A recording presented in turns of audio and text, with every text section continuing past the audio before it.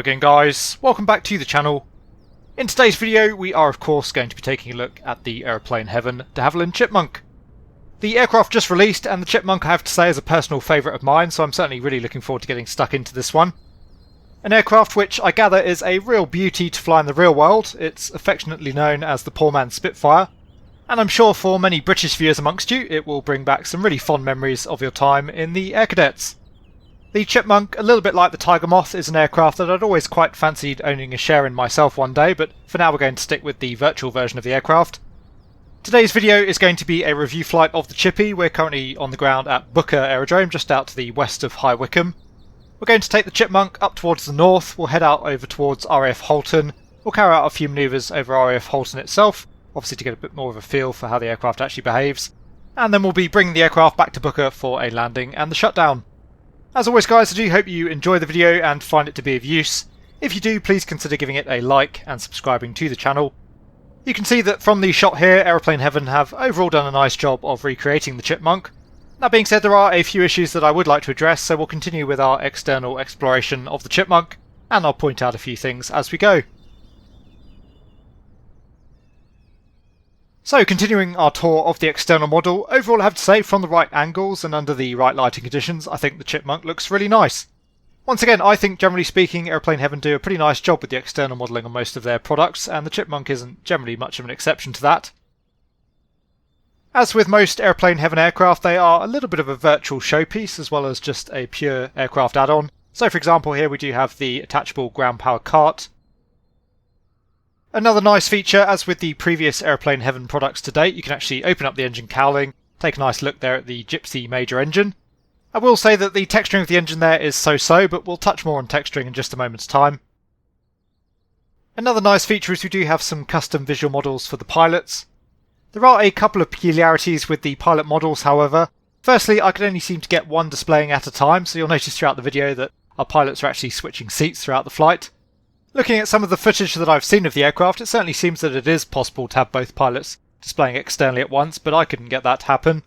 My second point on the pilots, and it's a pretty minor gripe, the animations on the pilot are nice to see, but they're a little bit janky currently. You can see the neck cutting in and out there of the pilot body. Fairly minor issues there, and again I'm pleased that we do have custom pilot models with some half decent animations, but it would have been nice to see things cleared up a little bit more. Modelling detail on the aircraft throughout is generally rather nice. You can see here looking at the main wheel, again generally modelling pretty good on the aircraft.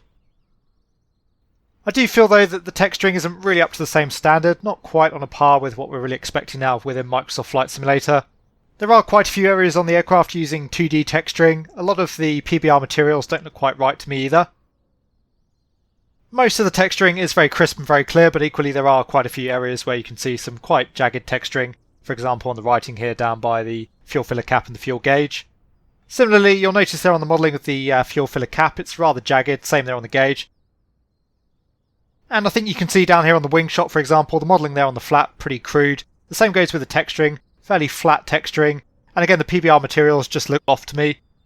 It's certainly worth noting that the Chipmunk is not an all-metal airframe, so we're not expecting to see PBR textures that look necessarily like metal. There may well be canvas as well, but overall for me that doesn't really look like either, and again it just looks a little bit strange. Aeroplane Heaven have obviously as well tried to simulate there the material going over the ribs of the wing, and whilst it looks okay, again it doesn't hold up very well by modern standards. So as I say, for me modelling is generally fairly decent. There are a couple of rough areas around the aircraft, and texturing, it holds up okay, but there are definitely textures that could use some improvement. Just touching on a couple of areas in the cockpit that we probably won't be looking at during the flight before we actually get the aircraft fired up. Firstly, from the rear seat you do have a couple of navigational instruments, which is a nice option. We have both an ADF radio and a VOR radio, of course there with both of their respective instruments, so you can actually use the aircraft as a bit of a navigation platform. Worth noting though, it's just the VOR and the ADF, there's no GPS on board the Chipmunk. And lastly, a quick look at the cockpit night lighting. Overall, I think very nice there. I particularly really like the red glow there from the lights. I think that looks quite photorealistic. It gives the cockpit a really nice ambience, and overall I think the right feel. Anyway, just a brief breakdown there of some of the externals and cockpit features that we won't see during the flight. Obviously we'll get quite a bit more of a feel for the cockpit as we go, and there'll be a few more external shots as we make our way up towards Halton.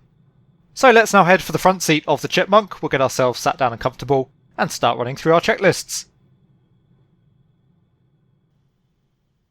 So, welcome to the cockpit of the Aeroplane Heaven de Havilland Chipmunk. As I mentioned during the introduction, we're currently on the ground at Booker. We've just pulled the aircraft out of the hangar, and we do have someone else on board for the flight today. He's checked everything down the back, so running through the front cockpit checks, flight controls.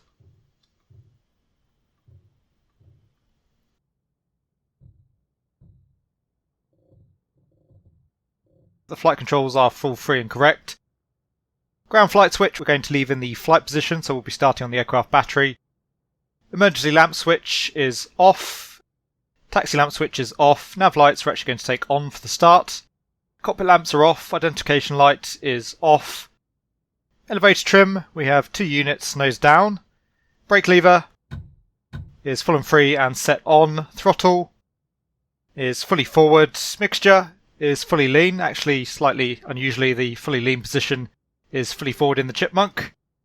Closing the throttle, according to the checklist, the mixture should come back automatically. That doesn't seem to happen in the Aeroplane Heaven version of the aircraft, but fair enough. So we'll go to full rich on the mixture. Throttle is closed. Friction nut has been adjusted. Ignition switches are off. Generator warning light not currently illuminated, and one thing I have noticed with the aircraft does seem to be that we have to use a key binding to actually turn on the aircraft battery. And I assume the same with the generator there as well. My understanding would be that selecting the power lever here would actually switch between the ground power unit and the aircraft's onboard battery. It may be that, like the Spitfire, the battery actually has to be connected externally, but anyway, we have to use a key bind as I say, so Alt-B. You can see that we now have electrical power to the aircraft, and the generator light is illuminated.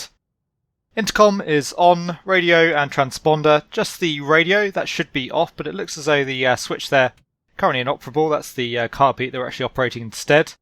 So radio stays on. Transponder we don't seem to have in the aircraft.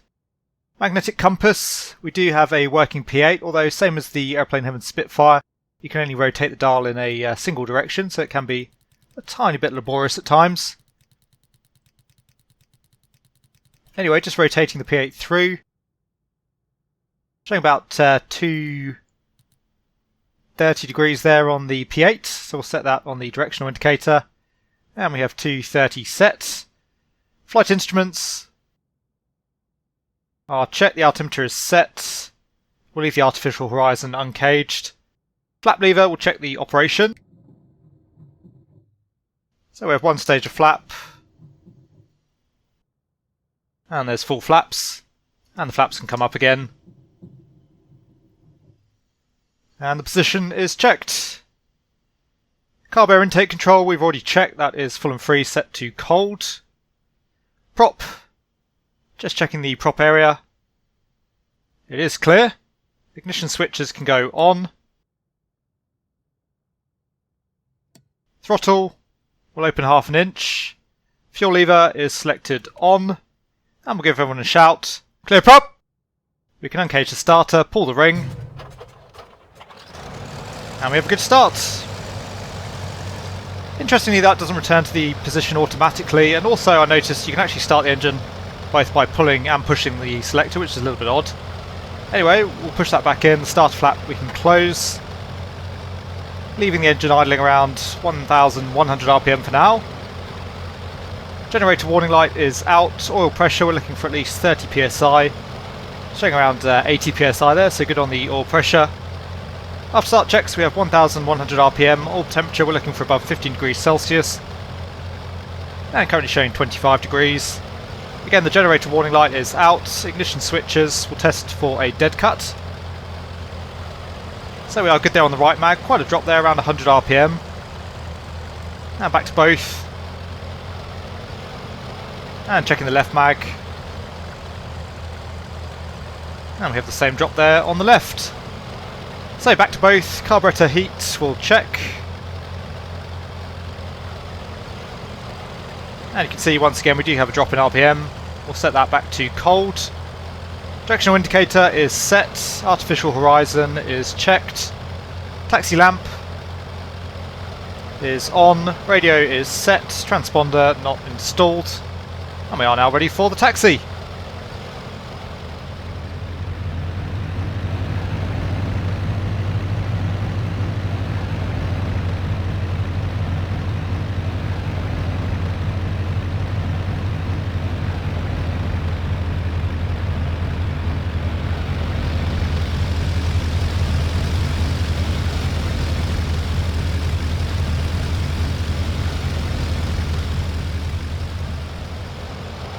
Right, so we are now down at the holding point for runway 24. You can see we've got the aircraft nicely into wind.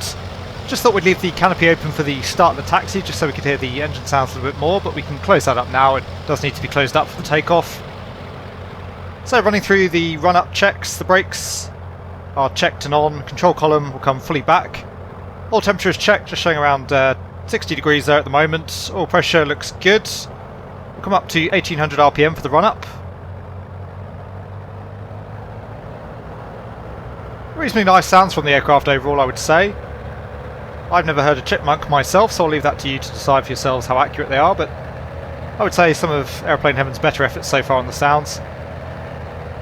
It says 1800 RPM. We'll carry out a mag check. We're looking for a maximum drop of 75 RPM.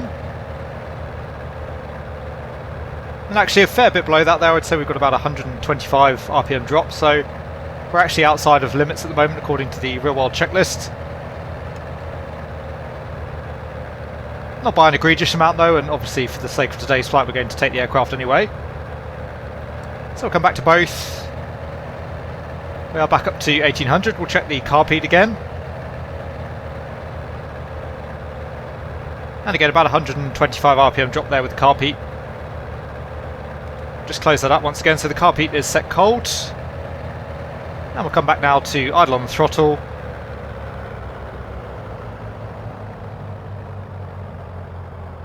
We should be idling around 650 RPM. And pretty much bang on there about 680, so that's nice to see. Back up to 1100. So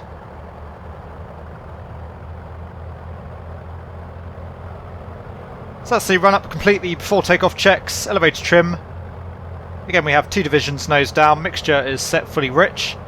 Throttle friction has been adjusted, carb heat is set cold, fuel cock is set on. Fuel contents, as we discussed during the introduction there, showing empty there on the left tank, but we should have a full fuel load there on the left. And showing a full fuel load there on the right. Flaps we're going to leave up for the takeoff. Pitot heat not installed, same for the transponder.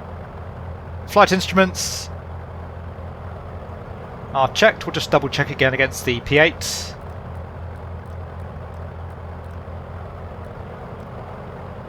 And once again the directional indicator there reading about correctly. We'll obviously check that again once we've got ourselves lined up on the runway. Engine temperatures and pressures look good, harness is secure, canopy is closed and latched. And we'll take the parking brake off. So coming up onto the power to get the aircraft rolling. Needing quite a bit of power here to get the Chipmunk moving, but we are on a little bit of an upslope here currently. All clear on the left. And looking good on final. Not much wind around as you can see looking at the windsock there. And again it's going to be a flaps up takeoff. We've got plenty of runway here off 24.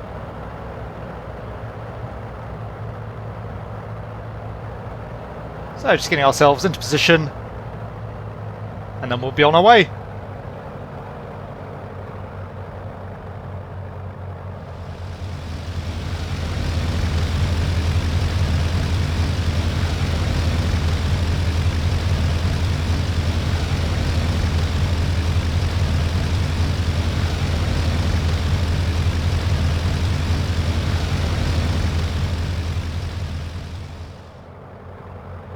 Okay, so we are all set, feet off the brakes, coming up to full power. Looking to get the aircraft airborne around 45 knots, so quite a slow rotate speed. Going to be interesting to see how the ground handling feels with that tail wheel. So it's full power, RPM's checked, T's and P's looking good. Bit of a swing out to the right there, but very controllable on the rudder. And overall the aircraft actually feels pretty good in terms of directional control. Up through 45 knots, and we're airborne.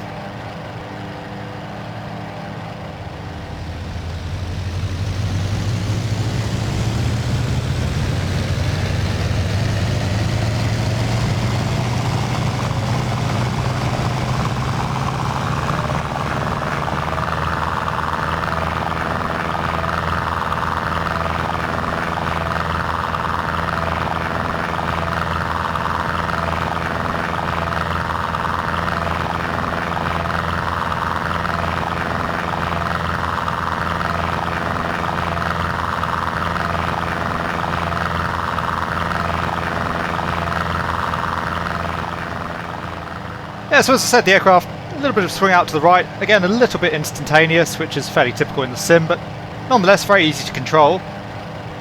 So no real issues there. We're looking to climb around 70 knots, so we'll just pitch the nose down slightly. And just coming up through 500 feet, so we'll turn on to heading. We're looking for a heading of 354. That's going to take us out towards the town of Princess Risborough.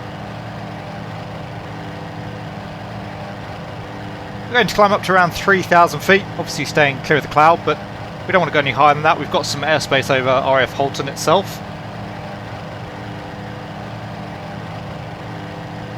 So just continuing the turn onto our heading, coming up through 1,500 feet.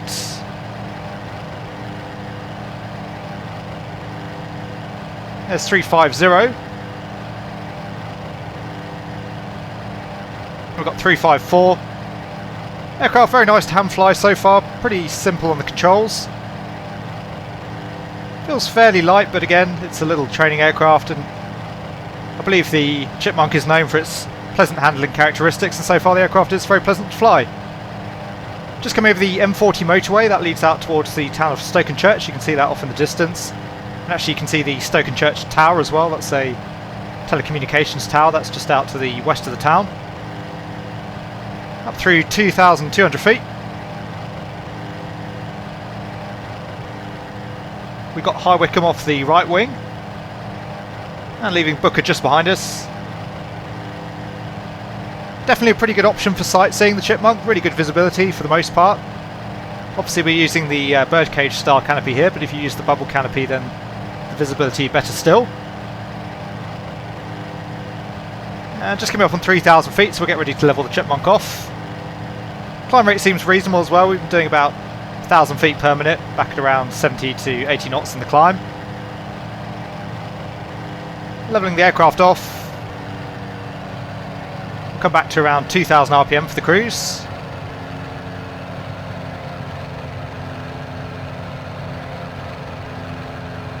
Checklist calls for 2050, so we'll go for that.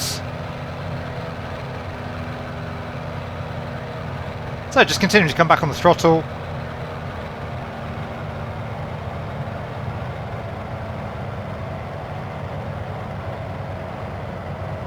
And there's 2050 on the RPM, good on the heading.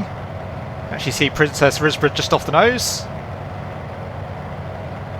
So far the Chipmunk very stable.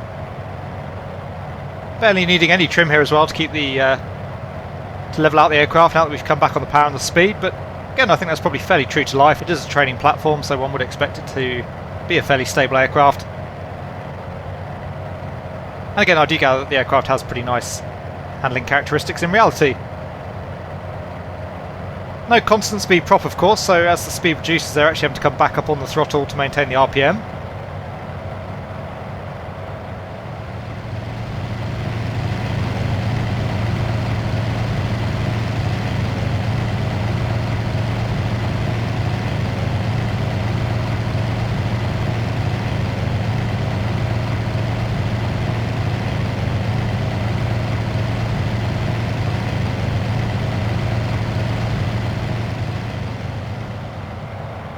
So the real world checklist calls for 2050 on the RPM. That should give us a cruise speed of around 90 knots.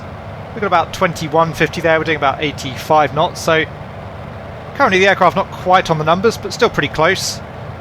We are over the hill still at the moment, that might be giving us a little bit of sink potentially. It does often tend to be the case in the sim. Again, there's the Stokenchurch Tower just off at our 8 o'clock position. We've got the town of Chinner just off the left wing. So pretty happy with where we are in terms of visual navigation currently. And so far enjoying the Chipmunk. I think it sounds pretty reasonable. Again, I'll leave it to you to decide how accurate or not the sounds are, but I don't think they're unpleasant to listen to at the very least.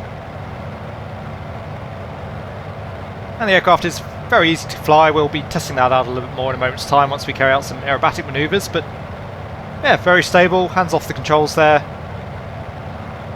Just in a very slight climb, but that's probably my trimming. Only maintaining it just above 80 knots there, so again, maybe just a little bit slow for the power setting. Engine temperatures and pressures look reasonable though, oil temperature around 85 degrees, oil pressure around 80 psi. And in terms of the fuel contents, Not showing any movement there on the gauge on the left just yet, but obviously we haven't been flying for very long as yet. Same on the right. There's Aylesbury off the nose, and Halton just out to the east of Aylesbury. Turn onto our heading now of 041. I think I can already make out RAF Halton.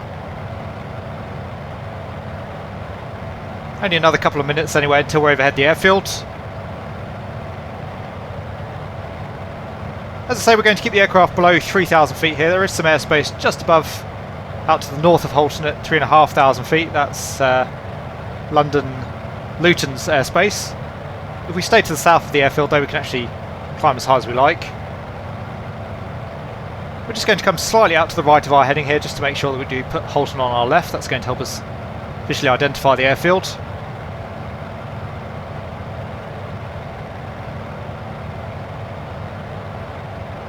So as I say, we've got Aylesbury there off at our 10 o'clock, and Halton's just out to the southeast. You can see we've got the railway line there down below us leading in towards Aylesbury, and off the beam that we should see the field.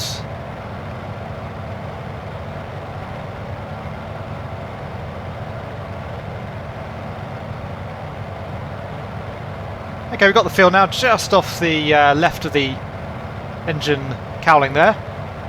So we'll continue to track outbound towards the northeast.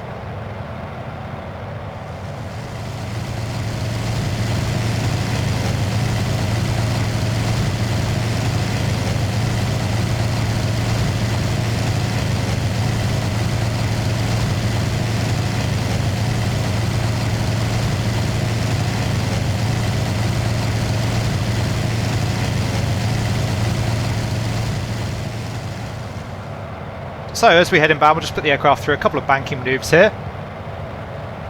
Pretty light on the controls, but not in the Microsoft Flight Simulator sense, just in the sense that the aircraft feels nice and nimble. I, again, think the aircraft actually feels quite nice to fly. Inertia feels pretty reasonable as well. It is lacking a little bit of vibrancy and vitality, no associated sound effect there. No shaking or vibration, which we have seen from some other add-ons in the sim now.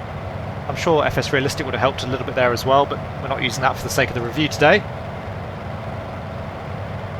Anyway, we'll carry out most of our manoeuvres out to the south of the field here, as again, that's going to keep us clear of the airspace. So in terms of a roll, we're looking for around 120 knots. Come up on the power.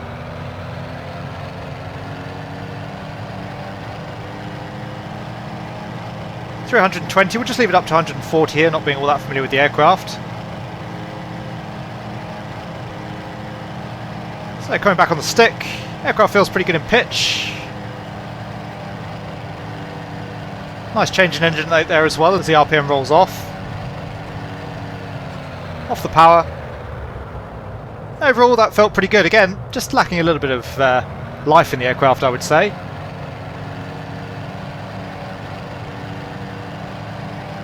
Still very pleasant to fly thus far. So into an aileron roll. That's full deflection out to the left, so you can see the roll rate of the aircraft. Fairly sedate there, but again that's probably about right for the Chipmunk. We'll leave any Chipmunk aficionados amongst you to decide for yourselves again on that one. Pretty much just overhead Halton now, so we'll track out to the south again. Try a power off stall, so we're looking for about 45 knots on the stall.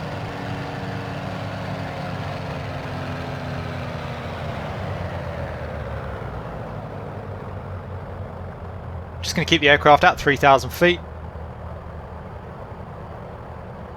So it's 50 knots, 45, definitely getting pretty heavy on the controls, almost fully back on the stick now. 340. Aircraft just hanging in the air at the moment. Okay, so stalling just below 40 and keeping fully back on the controls. The aircraft is going to a spin, but very easy to recover there. Just easing off on the stick and the aircraft pretty much self-recovering. We'll try a power on stall next.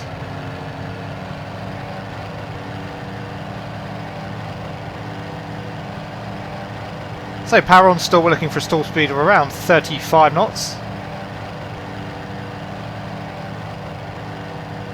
And Halton should be just behind us. There's Halton down below.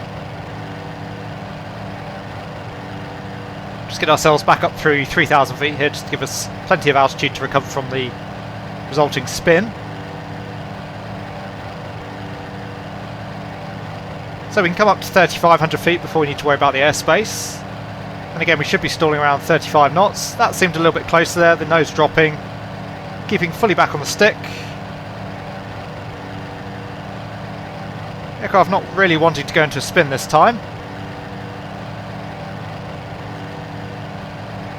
Does seem to be very gently entering into a spin. Okay, so there's the spin. We've got right turn now. Again, easing off the stick, off the power.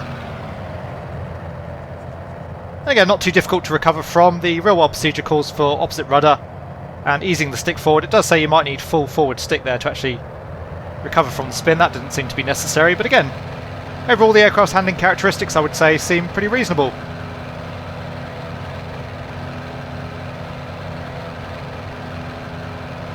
So coming through to the west, there's Aylesbury. Halton should be just out to the right of us, sure enough it is. We saw that there's not a whole lot of wind around here, so we'll just put ourselves into a left base position here for the northwesterly runway. We'll go straight to full flaps, we're pretty high.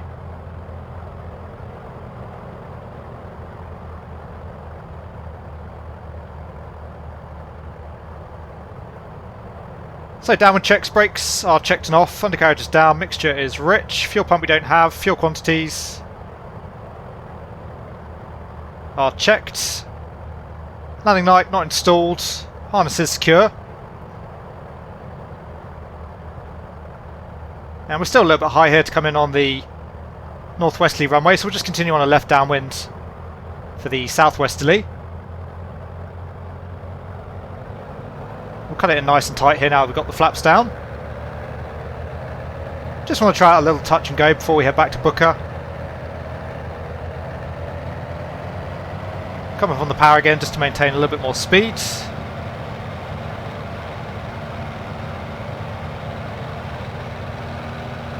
Now we'll get our finals checks out of the way, so pitch is full fine, undercarriage is down, flaps are set. Landing clearance not required, the runway is visually clear. Nothing on final. And we are right on the tips of the Chiltern Hills now.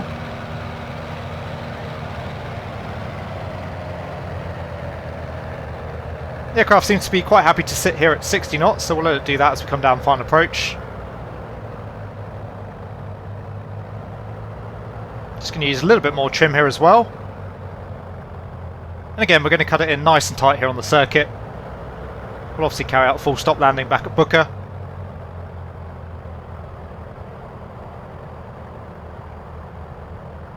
So full flaps, idle power, we're getting about 500 feet or so rate of descent out of the aircraft, maintaining 60 knots. Which again seems fairly reasonable.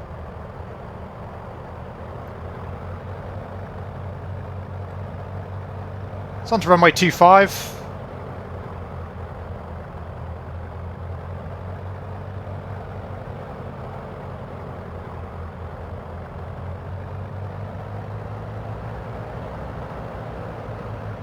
Aircraft feels alright with approach flap, it's pretty easy to fly. Hoping it's going to be pretty easy to land as well.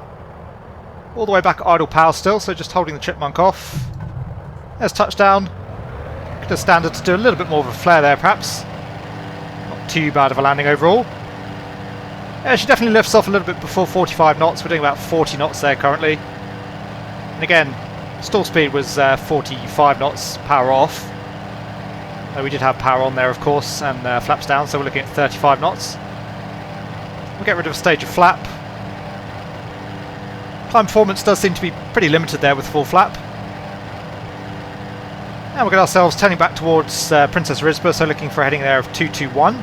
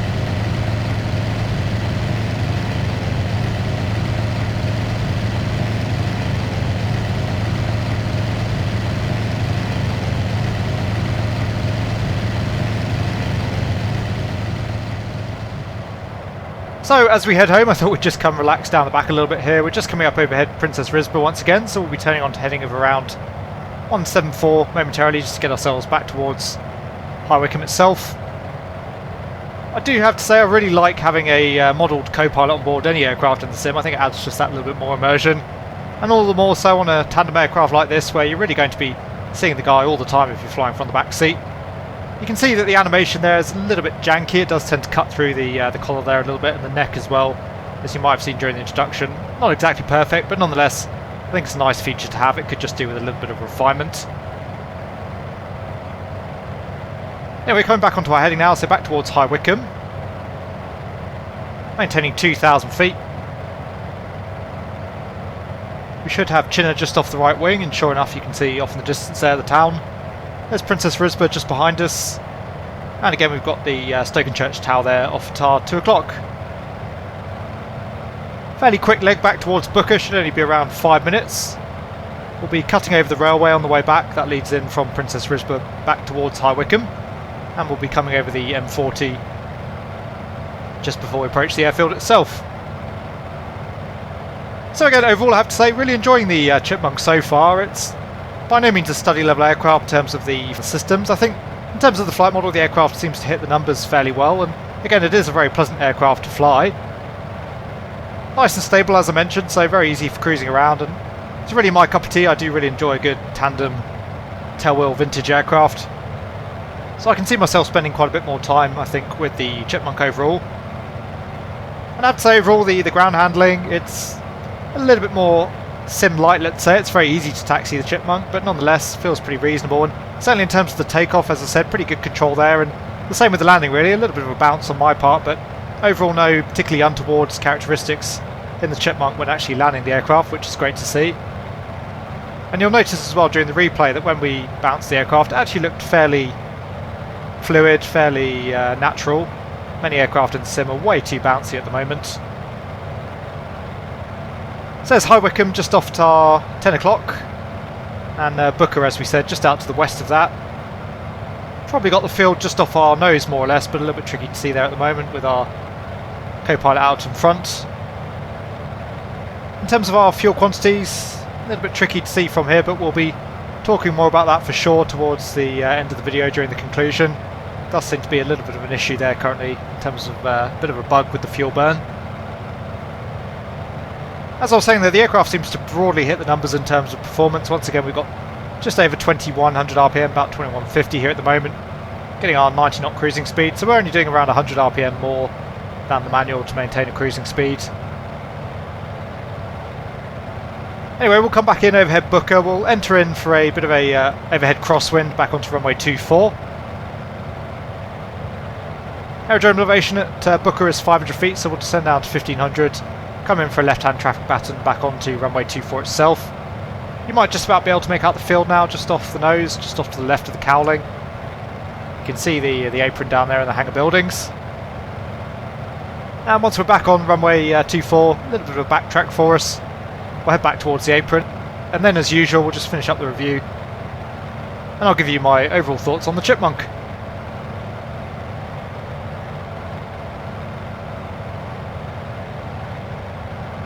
So I've got Wycombe off the left wing. So we've got a football stadium, presumably that is High Wycombe's football stadium down there on the left, the home of Wycombe Wanderers. It does look like there's actually some writing there on the top of the grandstand, but I can't quite make that out from here. I've been to that stadium a couple of times myself in the past. More of a rugby man than a football man. You can see runway 24 quite clearly now. We'll just turn left there to come overhead the runway.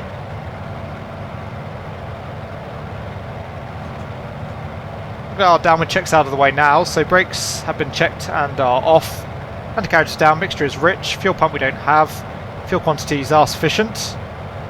Flight instruments are checked, harness is secure. Coming back off the throttle, we'll get the aircraft down to 1500 feet.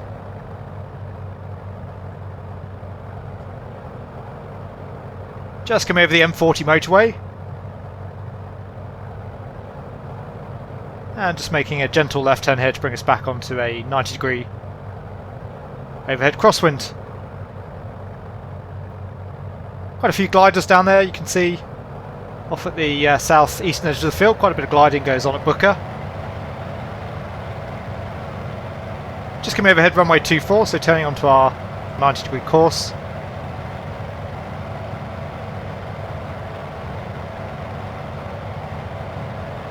Just waiting until the tail crosses over the runway and then we'll make our left turn onto downwind. So just keeping an eye on that. Again, really excellent visibility out of the Chipmunk, nice option for taking in the scenery. Looking good now in terms of our position, so turning onto downwind.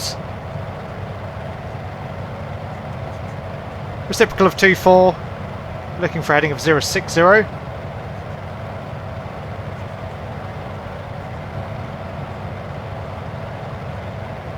And good there now in terms of our downwind positioning. Already got the downwind checks out of the way.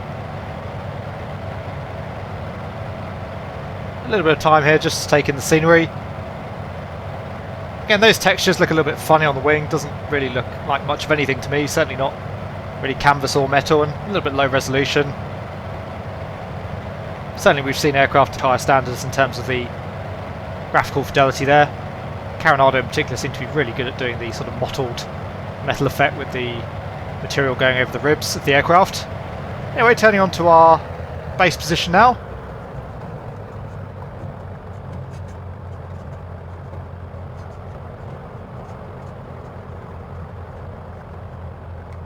Good here in terms of our positioning. We're all clear on final, just taking a stage of flap there as well. Usually we take the carb heat, of course, with the engine back at idle, but it's actually not bound to the default key binding. That seems to have been an issue quite a few times recently I've found with aircraft in the sim, so we're just, for the sake of not fiddling around with it today, we're just going to leave the carb heat. So looking good on final, we start the turn on to final for runway 24 momentarily. A little bit high on profile here still at the moment. Showing 2 whites there on the Pappy.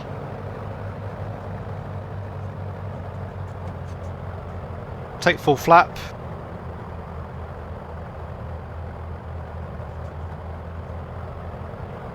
Obviously visibility from the back there, not particularly brilliant.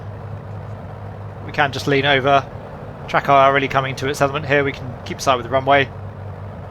So maintaining 60 knots here as we come down final approach. The aircraft seems pretty happy to sit at around 60 knots I find. Still a little bit high, but come all the way back on the power. Should be able to correct the profile quite happily here. And we've obviously got plenty of runway here as well on 24 to get the aircraft down and stopped.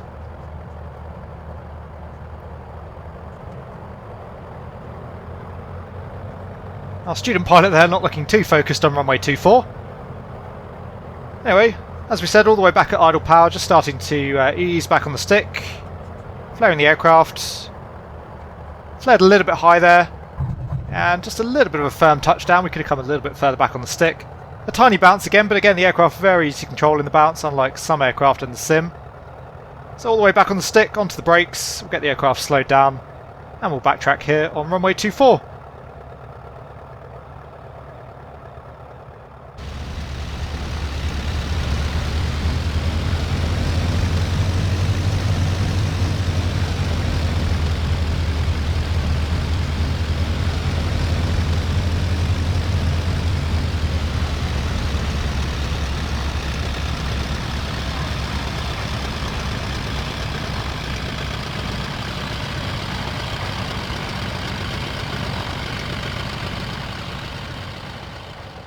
So just vacating runway 24 here, coming back onto the main taxiway. We'll head in towards the apron, get the aircraft parked up.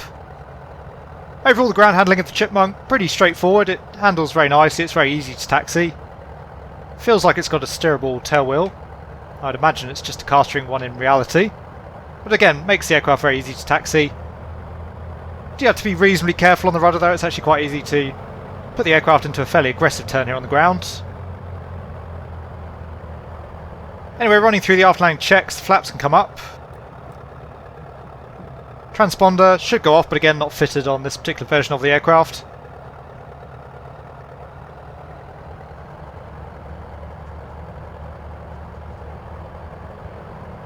So we'll just make our way in along the flight line here. We'll go park up down the other end towards the tower. A little bit of a squeeze here for the Chipmunk, but we should have just enough room to negotiate our way past the parked aircraft. Nice little demonstration of nothing else of the relative ease with which you can handle the Chipmunk on the ground.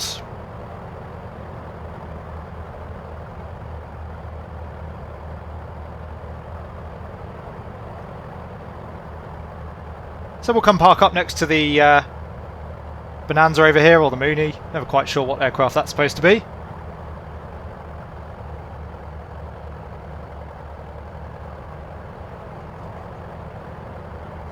Looks like we're going to be fairly close there in terms of wingtip clearance, so we'll take it nice and slow.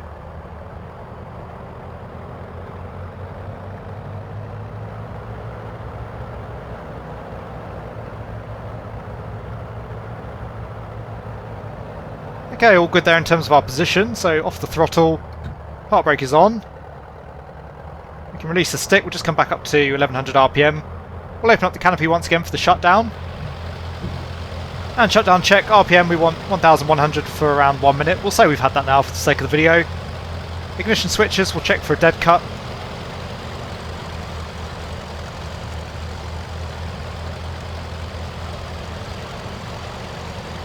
So max check, radio we've discussed already, that will have to stay on for the time being. Throttle we can close. Max can go off. And as we cut the engine there, we'll put the throttle fully forwards. Engine has stopped, so throttle closed. Fuel cock can go off, mixture can go back to fully lean. Electrical services, again, no option to adjust that in the aircraft, we'll leave the power switch in flight. We can turn the master battery off once again just using Alt-B. Ground flight switch can go to ground.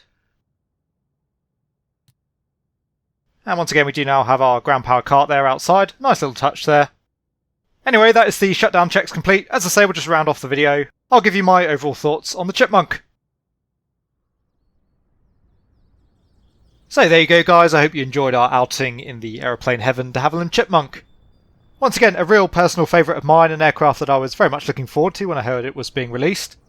Overall, I would say that the Chipmunk did broadly live up to my expectations in terms of what I was actually expecting from the product. Anyway, as usual, we'll just break the aircraft down into a few categories. We'll discuss the good and the bad, starting with our negatives, working our way through to the positives. I think for me the most major negative, unfortunately I did find quite a few bugs as I worked my way through the flight. Some of them you'll probably notice for yourselves, some of them you may have missed, so we'll just discuss those now. When I first fired up the aircraft, I actually found that quite a few systems in the cockpit were inoperable. For example, I couldn't move the flap lever, operate the radios.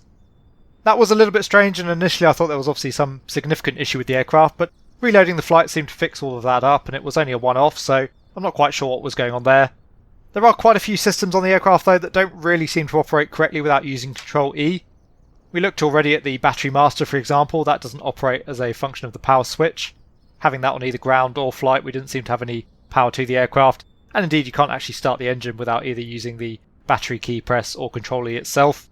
Similarly, using the fuel selector, that's only got both the off and the on position. It seems if we select on, currently the aircraft is only burning down from the left tank on the fuel. Again, using Control-E, it did seem that the aircraft was burning down on both sides, but that's obviously an issue that needs fixing up. And similarly, we looked at the fuel gauge there, the left-hand fuel gauge showing empty, even with a full fuel load. There are a couple of smaller bugs as well we discussed during the startup, but the engine starter, it's a ring pull mechanism. In reality, you're actually pulling to start the engine, but on the Aeroplane Heaven Chipmunk, you can actually push or pull, and it will initiate a start either way, which is a little bit odd. Obviously, smaller bugs like that, not a deal breaker, it doesn't prevent one from using the aircraft, but it would have been nice to see such issues get cleaned up before release. The pilot models as well, I don't know whether I'd call that a bug per se, but I could only get one visual pilot model to display at a time. That may be something that I was doing wrong, but according to the manual, as long as you enter the pilot weights into the Sim's fuel and load menu, you should see visual models of the pilots. For me, depending on which seat I selected internally, was therefore displaying the opposing seat visual model externally. And there were one or two other small issues that I had with the aircraft as well. We won't run through everything, but again, it would have been nice to see another round of bug fixing, I think, before the Chipmunk released. Texturing, I think we've discussed already. It's not bad per se, it holds up okay, but there are certainly areas of the aircraft which aren't really up to Microsoft Flight Simulator standards. My last negative with the product would really be related to documentation. The manual itself is pretty skinny, only around 6 pages. The in-sim checklists as well are pretty vague and really only cover up to around halfway through the engine start process, so obviously a little bit more work needs to be done there. One thing that does redeem the manuals is you do get the real-world pilot's notes and checklists with the aircraft, which is great to see. A really nice touch, and it really adds a little bit of history to the Chipmunk. That being said, a real-world checklist is never really a substitute for a product manual. Obviously you still need to know how to use the aircraft in the sim. And so, for example, it did take me a little bit of time to figure out how to add and remove the chocks, open up the engine cowling, things of that nature. Anyway, that just about covers off my negatives. In terms of the aircraft FPS, pretty reasonable overall. I was seeing about 74 FPS in the Chipmunk versus about 83 in the default Cessna 152. On to my positives then. As I said, overall I thought the external model of the aircraft was quite nice, the modelling in the cockpit very good. And again, it was really nice to see the additional features that of course Aeroplane Heaven didn't have to go to the trouble of modelling, so for example the ground power cart, the engine modelling as well, really nice touches. Whilst the texturing could have been better, the selection of liveries was great. There was a whole host of real world RAF, Royal Navy, Army, a couple of other Air Force liveries as well as a couple of civilian variants of the aircraft. And again, whilst the cockpit texturing isn't my preferred style in terms of I like photorealistic textures, overall the cockpit was textured fairly immaculately. And I can't say, minus a few rougher textures here and there, that there was all that much I could really fault. Systems, whilst we did find a few bugs there, and it's fairly clear that there's not a whole lot in terms of the systems going on behind the scenes, there was enough there to enjoy the aircraft. The flight model I felt was one of the strengths of the aircraft. I don't know how true to life it is of the real world Chipmunk, but the aircraft was very pleasant to fly and broadly seemed to perform to the real world numbers. The Chipmunk seemed to be pretty stable, but also fairly light on the controls, and once again I will reiterate, I mean in a good sense as opposed to the typical Microsoft Flight Simulator sense. Certainly a pretty easy aircraft to cruise over longer distances with, but equally quite aerobatic if you want it to be. The takeoff felt good. There was a little bit of a lurch out to the right, but nonetheless easy to correct, and certainly overall the rudder authority on the aircraft felt very nice, one of the better tail draggers that I've flown in the sim to date. And same on the landing, although I managed to bounce it on both occasions, the aircraft was very easy to recover there, no strange behaviour. But a lot of tail draggers in the sim tend to be, I find, a little bit overly bouncy, certainly very difficult in terms of directional control. I didn't really see any of that with the Chipmunk. Sounds I thought were another positive. Again, they always tend to divide the audience, and I'm not sure that necessarily the aircraft sounded completely true to life, but nonetheless I thought they were very pleasant sounds, certainly a big improvement on some of Aeroplane Heaven's previous efforts. I thought the aircraft sounded very pleasant externally. Internally was pretty good as well, certainly in terms of the engine. It would have been nice perhaps to have a slightly more comprehensive sound suite in terms of the flight controls, and again it would have been nice to have some associated sounds during the manoeuvring, the stalling, things of that nature. It was certainly nice as well to have the visual pilot models, and we have discussed a few negatives associated with them, but for me it really ramps up the immersion when you can look back or forward and see your fellow pilot on board, so I thought that was a nice touch. Anyway, in conclusion, I feel that the Aeroplane Heaven de Havilland Chipmunk is broadly on a par with previous Aeroplane Heaven efforts. The aircraft could do with a round of bug fixing, and it would be nice to see some of the textures sharpened up here and there, but overall I did enjoy the outing in the Chipmunk. I think again, with the aircraft being a personal favourite of mine, that probably endears me towards it a little bit more. As I say though, I enjoyed it enough that I can definitely see myself spending many more hours in the aircraft to come. I think that many of us do love a good vintage tail dragger with a tandem cockpit as well. It doesn't really get much better than that for flying. And again, I would imagine that many former air cadets amongst you would probably want to pick up the Chipmunk, if nothing else just to have some fun with it in the sim and relive some great childhood memories. So if you are looking to pick up the aircraft to do exactly that, or you just want something that's fun to fly around, pretty capable both in terms of cruising and aerobatics, then the Aeroplane Heaven de Havilland Chipmunk certainly ticks those boxes.